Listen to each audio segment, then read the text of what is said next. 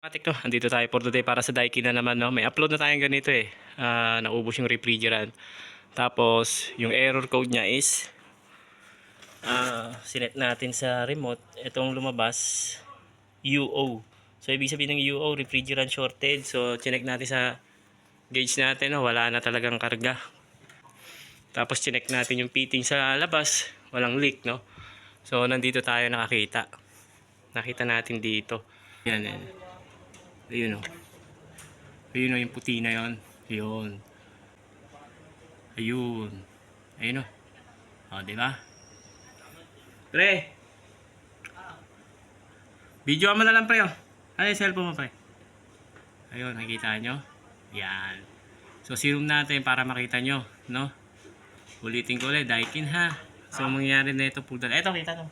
Video mo habang malaki pa yung sinum ko, eh. Ayun, oh.